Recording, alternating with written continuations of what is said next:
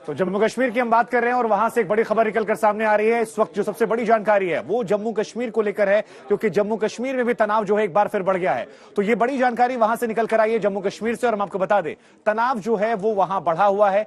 कई चीजें ऐसी हो रही हैं, और उससे पहले बात हार्दिक पटेल की हम करने वाले हैं, क्योंकि अब खबर यह भी आई है हार्दिक पटेल बीजेपी की तारीफ कर रहे हैं। ऐसे में सवाल ये खड़े हो रहे हैं कि क्या कांग्रेस को लेकर हार्दिक पटेल का जो मोह है वो भंग हो गया है। ये बड़े सवाल इसलिए उठ रहे हैं क्योंकि हाल फिलहाल के उनके जितने बयान हैं वो बयान ये इशारा करते हैं कि ऐसा हो सकता है हार्दिक पटेल अपना पाला बदल लें। ये बड़ी जानकारी, बड़ी बात निकल कर आई है। हार्दिक पटेल ने हाल फिलहाल में ही खुद को राम भक्त कहा। अब उनका जो ये बयानों का सिलसिला है जैसे जैसे बदल रहा है, वो इस तरफ क्या इशारा कर रहा है कि हार्दिक पटेल का कांग्रेस से मोह भंग हो गया है। क्योंकि पिछली बार जब गुजरात के विधानसभा चुनाव हुए थे उस वक्त हार्दिक पटेल कांग्रेस के पोस्टर बॉय थे। गुजरात में उनके चेहरे के नाम पर बड़े तौर पर कांग्रेस ने प्रमोशन किया था, लेकिन इस बार जब चुनाव बिल्कुल नजदीक है, ऐसे में हार्दिक पटेल का खुद को राम भक्त बताना कई तरह के सवाल। पाटीदार और कांग्रेस नेता हार्दिक पटेल इन दिनों कांग्रेस से नाराज है और ऐसी चर्चा चल रही है कि हार्दिक पटेल बीजेपी ज्वाइन कर सकते हैं। इसी पर बातचीत करने के लिए हमारे साथ मौजूद है हार्दिक पटेल, उन्हीं से बात करते हैं। हार्दिक, ये बताइए, चर्चा चल रही है बीजेपी ज्वाइन करेंगे, क्या सच्चाई है? अफवाह ये थी कि मेरी तबीयत खराब है, लोगों ने पूछ कर खराब कर दी।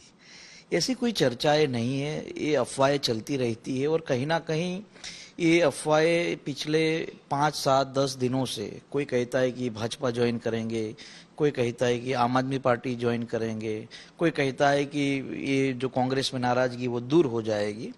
सवाल ये है कि हम लोगों की चिंता क्या है। हमारी चिंता प्रदेश की जनता को लेकर है।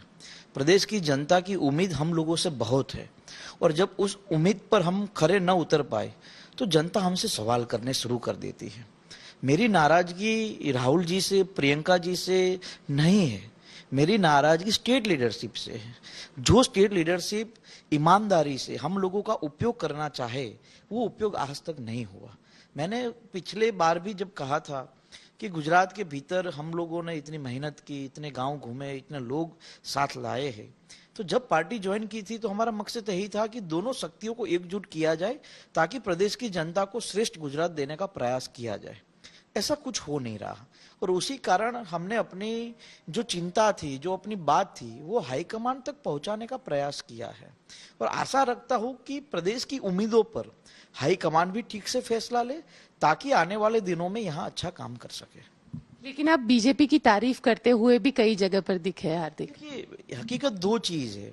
आपका दुश्मन अगर कोई है और उसकी एक दो चीज आपको समझने लायक है, उसकी बातों को, उस चीज को आपको उतारना चाहिए, तो उसमें उसकी तारीफ करना गुनाह थोड़ी ना है। जब भगवान राम जी का मंदिर बनाने का फैसला सुप्रीम कोर्ट ने किया तो हमने सबसे पहले उस पर अपनी खुशहाली जाहिर की थी। क्यों? क्योंकि भगवान राम से, रघुवंश कुल से हम लोग जुड़े हुए हैं, क्योंकि लव कुश के संतान हम लोगों को कहा जाता है, पटेल समुदाय को। तो हमने उस बात को लेकर कहा कि भी चलो, उन लोगों की निर्णय शक्ति तो बहुत ही बेहतर है, कुछ भी फैसला लेना हो तो तुरंत लेते हैं। और हमारी पार्टी में कहीं ना कहीं ये प्रॉब्लम थोड़ी रही थी कि निर्णय शक्ति का थोड़ा अभाव रहता है। अगर कोई फैसला लेने की बात हो तो उसमें थोड़ी देरी हो जाती है।